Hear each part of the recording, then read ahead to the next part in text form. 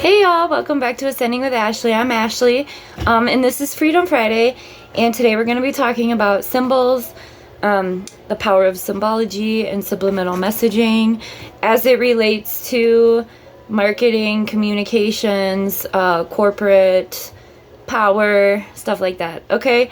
So really quick, I just want to point out I'm wearing purple. Purple correlates to the third eye chakra, and we're talking about symbols so that we can open our third eye and really see what's happening around us more than just taking in things and subliminally letting them, control us. So I don't have a lot of pop culture examples available. I only have National Geographics that I bought for collaging. So I'm going to see if there's any marketing that we can look through. But really quick, I want to talk about colors, specifically like reds and yellows. And I want you to quick think about reds and yellows in marketing. I first think of McDonald's, and then I think of Carl's Jr. And your reds and your yellows are your solar plexus is yellow and your root chakra is red. But there's also been just tons of psychological studies on the relationship between colors and patterns that people have certain reactions to, and that's why you see certain colors for certain things, specifically those reds and yellows. When you're not feeling safe, that's your root chakra.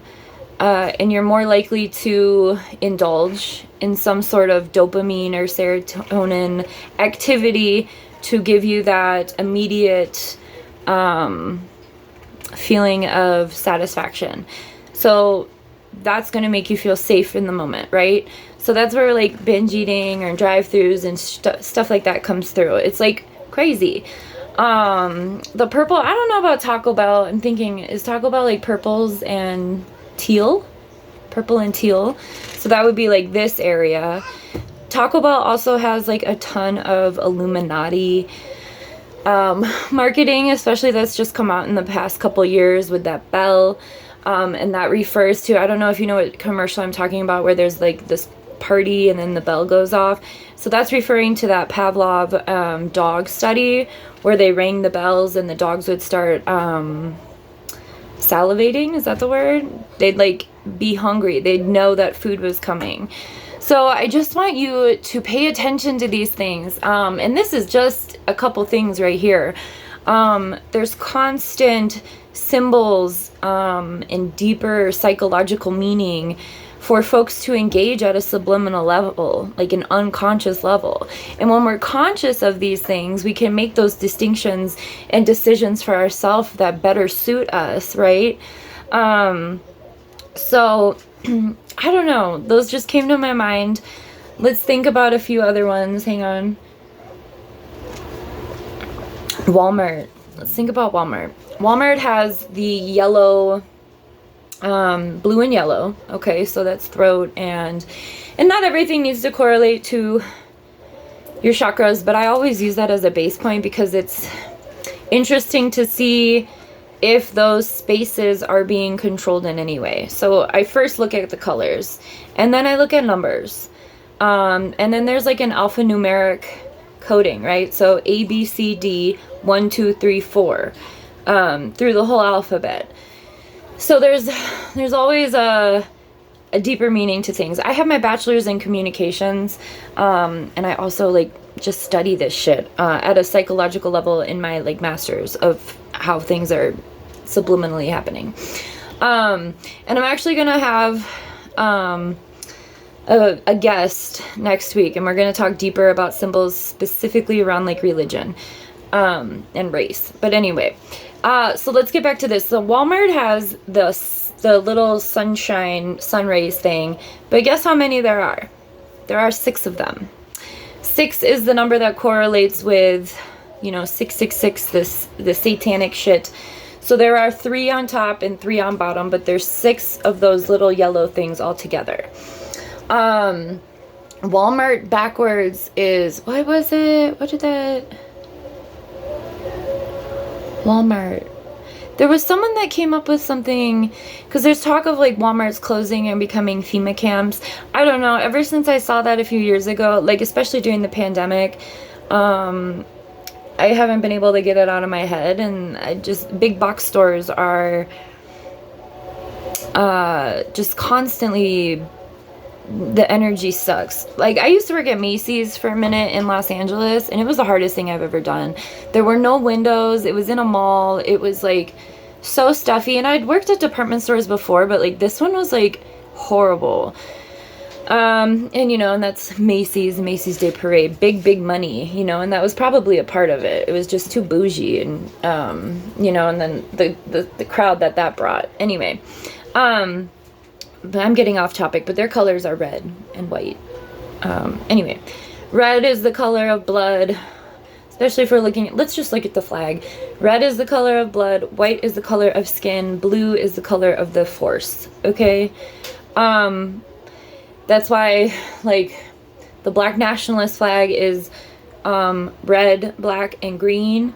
Green for the land, black for the people, red for the bloodshed. So when we see colors, we really need to start thinking about them in different ways of what they could represent, okay? I think that one of the things that I'm really paying attention to right now is the subliminal messaging in like these disclosures and the things that are being talked about at a larger level. I think it's important to remember that whatever you're taking in from a bigger power source, corporation, you need to be aware and wary of the way that it's trying to keep you complacent. The fast food is a big one, the colors. What's Dunkin'? Dunkin' Donuts is what, orange and pink. Starbucks is green and white. I don't know. I think it's interesting to look at it and think about it. So I wanted to start with colors. Excuse me. I have these National Geographics right here. I don't think there's a lot. I think that the alphanumerical code is really important. I think that the bottom line is that regardless of how innocent things seem, I want you to remember that there are decades of psychological analyses and studies and reports that have been made, especially by people who have been incarcerated and been within the surveillance system. We're watched. Like when I was in the mental institution, I was watched constantly. There's constant surveillance, and there's someone there watching that and studying that, or putting it in, you know, footnotes for some sort of behavioral psychology. And I think that the behavior that these corporations and these powers that be want us to stay in is definitely easy to be controlled emotionally. We've talked about emotional manipulation. If you see marketing that pulls at your heartstrings, it's because it's going to get you to react with your money. And that's why this is so important, because when we're all able to see that this is happening, we're going to disengage from that stuff. And that's why I'm sharing it. I really want us to disengage from the things that we know are toxic or do not have our best interest.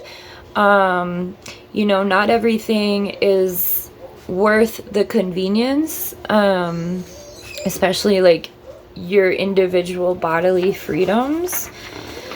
And then I just really want to quick talk about this law of revelation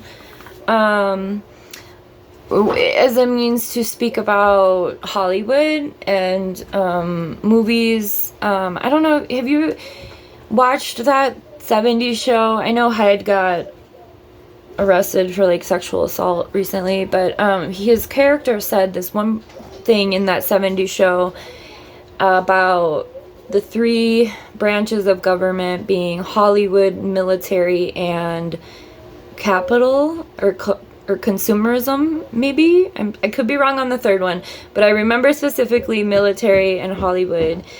And so I want us to remember this relationship it's so important. And the law of revelation, whoever's doubting on it or whoever is talking about it, I don't know if my reference is coming from a QAnon, is what I want to say.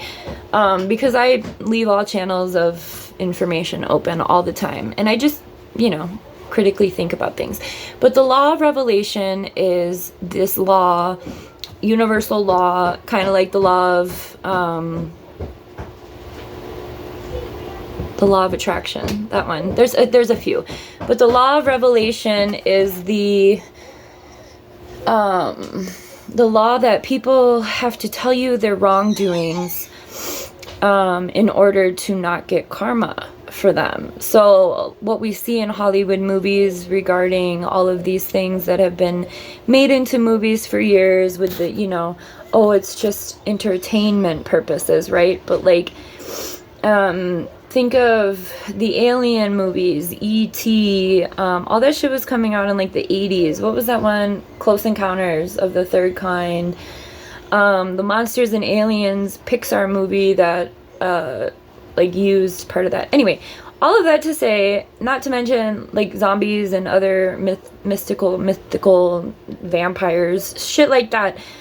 When I watch Twilight, I watch it because I think that there's information, especially around the Volturi. I don't know if I've mentioned this before, but I love watching the scenes with the Volturi from Twilight because I feel like it's a law of revelation. I feel like it's a admission to this actually being a thing in our reality, not just on the screen. So when I watch movies, I mentioned in Collective Coffee that I was going to watch X-Files because I really want to see some of this symbology and law of revelation. And when you open your third eye and you're able to see these things, yes, people will call you crazy, but it's honestly crazy to think that this isn't happening. Anyway, so law of revelation is that they have to tell you so that they don't reap karma because what they're doing is evil. And if you continue to do evil things, your karma will come back to you. It's that law, right? The law of revelation. So if you tell someone, and this is like a lot of narcissistic folk too, if you tell someone flat out, I'm, like a couple months ago, wasn't there something with Kim Kardashian dressing up as like an alien at her pool party or something? That was flagged by a lot of folks as a law of revelation. I don't know who's a shapeshifter, who's an alien, who's a vampire, but I believe in all that shit. And I don't care if you think I'm crazy. These people that are running the world are not humans, because if you're a human, like a good person with a good heart and you're not gonna do this shit. So anyway, and we've had plenty of celebrities coming out and talking about these things. And so I would recommend when you're watching movies about quote unquote hot topics, or like even this, what was that movie that came out during the pandemic? Freebird or something, that was all about lockdown, all about like what we were experiencing, and people are still like, oh, it's just Hollywood. Are you fucking dumb? So know that the law of revelation exists and they have to tell you what they're doing, but we're so consumed with consumerism and this fake freedom of being able to choose our convenience, that people really just don't think this shit is real. But I studied marketing and communications. I had a class called Persuasion. It was all about how to get what you fucking wanted. Okay, and that was in an undergrad. So think about at a Catholic school, okay? So think about all of those things, and it's just fascinating. Okay, so symbols. Pay attention to symbols. Pay attention to font. Pay attention to the adjectives used to get that feeling of emotion from you, whatever it is that they want you to feel. I think I'm going to end on this. This year and last year have been hella targeted at millennial generation. And I'm saying Super Bowl halftime shows, this Barbie movie, what other stuff has been coming out? There's just been so much emphasis at targeting millennials' nostalgia that, and I think a lot of that pertains to just like what we're experiencing. You know, we were the last generation to have real life without computers being everything. Here, take this. I'm doing a show. Here. I love you. A few more minutes. So anyway, when I've seen like who's performing at these halftime shows, especially the past few years, it's been very, very, very targeted. A lot of pop culture has been targeted at the nostalgia of the millennial generation, because we were starting to drift away from participating in this, especially during the pandemic. There were so many of us calling bullshit from our generation in different ways that they've made it a point to really target our generation's nostalgic.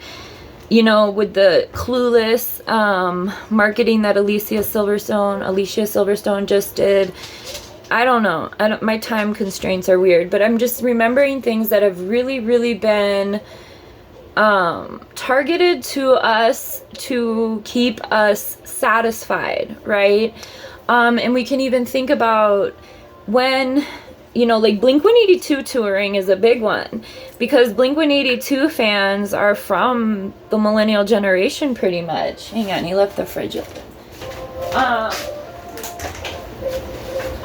And I am a huge Blink-182 fan, and even with their like new, like once Travis got in cahoots with the Kardashian, my red flag started going up. And like the Symbology in their in their new music video, the one that they released before they went on tour, before they announced tour, I don't know, their new song, whatever it was. The Symbology was so fucking dark, but it was total law revelation. Like they were like stabbing bunnies and there was roses and blood. It was so fucking weird. It's not Blink-182. They used to run around butt ass naked. That was it. And now it's just like the vibe has totally shifted, of course, because of who they're, you know, affiliated with. But anyway, that's just the thing. Like the millennial, if you're a millennial and you're feeling satisfied with like what pop culture is putting out right now, I want you to take a step back and look at it a little bit deeper. Like, why are we being targeted like this? There's been a lot of marketing targeting millennials to gain that and pacify and just gain that compliance back, because they know that we're going to shift things if we can do it, like if we can wake up enough. But yeah. Symbology too within like white supremacy, just paying attention to skin color on TV shows. We've talked about this a little bit, but I want you to really be able to start to think about the system at these very deep levels, that no matter what kind of thing you're watching, there's countless ways that you're being fed this information, but like at a subliminal level. That means that you're not fully aware of it, unless you are, and then you can critically think. But until you can critically think about these things, so I want you to start with colors if you're down for this. Let me see if I can find any of these. I think one of the interesting things I will say about National Geographic, but I want you to start with colors, is that I've been using National Geographics for the past like 10 years to do art. One time I got a bunch that were like a span of like 20 years. Like there were some from the 80s, some from the 60s. That's a larger span than I remember. It was 60s and 80s. And so I remember looking at the one from the 1960s, and it was all ads about different states. Like the states were advertising like, come here, like come to our state, you know. And then in the 1980s, in the early 1980s, everything in the National Geographic changed to Big Pharma. All the ads in National Geographic. This one's from... When's this one from? This one's from 2019, but it was like in the 1980s that that shift started happening. And so I just, things like that are just, you know, Big Pharma wasn't a thing in the 70s. It became a thing in the 80s, and I did the DSM-3, that video about that. And so anyway, there's just this court, and I probably mentioned it in that. But just pay attention to the marketing. I don't know. I wish we could just like do viewings together. I have to have 1,000 followers in order to go live, and we are far from that. But so if you want to subscribe, because I really want to do like movie Mondays where we can like watch a movie and discuss the symbology. I've been really wanting to do that for years, and talk about like the messaging that was happening deeper. But like now everybody thinks everybody who talks like that is a conspiracy theorist and like doesn't take them seriously. But like that's going to work to your demise. Like we have to start being aware. Like even if you work at a corporation, you understand that the way that people do marketing and slogans is to get money. Hello. And if you're unwilling to give money, then you're going to give emotional and, you know, other sort of power. So anyway, start with colors. And then I would also suggest like maybe writing down the alphabet, that alphanumerical code, where it's just the alphabet and then the number corresponding. It's up to 26, right? Are there 26 letters? So A1, B2, C3. And then when you're seeing like the Walmarts or other, just even looking at their symbols or their, what's that word? It's not slogan,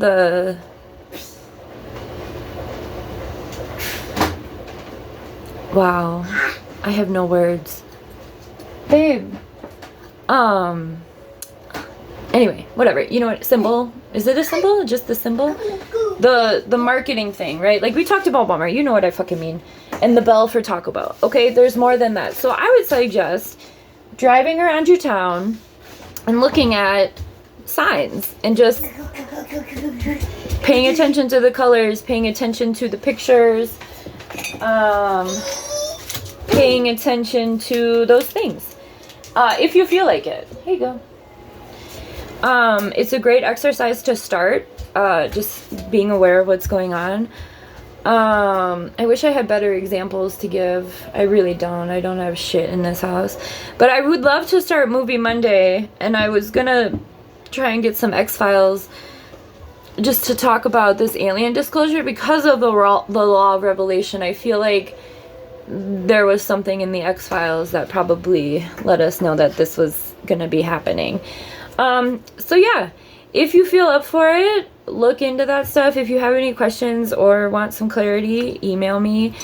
But it's time to like think critically and open your third eye and see the things that aren't visible just by looking, but really thinking about the depth, thinking about the work that's gone into studying psychology and reactions and behaviors. And we've talked about the emotional manipulation with Facebook especially.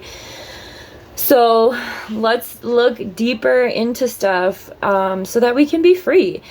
Once we're aware of it, it's not going to control us, especially if you're a millennial. You are being extra targeted, and you have been the past few years, to participate in certain things or support certain things or things like that. They're always going to find a way to lure people back in until we're all aware of what's happening and they become obsolete. So that's what I have for y'all today. I know it was a little bit everywhere. But I hope that this helped. I hope that it made sense, and I hope that some folks who watched it are ready to, you know, think critically and look deeper at the symbols that are presented to us constantly. And even thinking about the decisions that we make, without thinking. All right.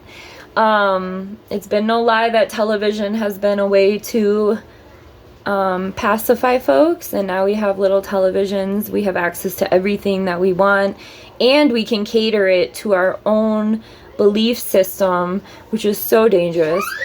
But like, because of all of that, we are highly, highly, highly controlled. And we need to start understanding what that looks like so we can break free from those chains. So I hope you all have a good one.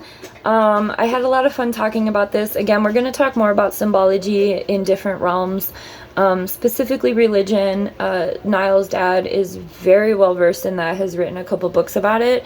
And he's going to be here for Niall's birthday, so he's going to come on and share some of that. And we're going to have a conversation about religion and symbology around race as well. So that's going to be really cool. That'll be a Freedom Friday for probably 2 weeks, I think. So, all right, y'all. I'll see you next week. We'll talk about something cool. Have a good one.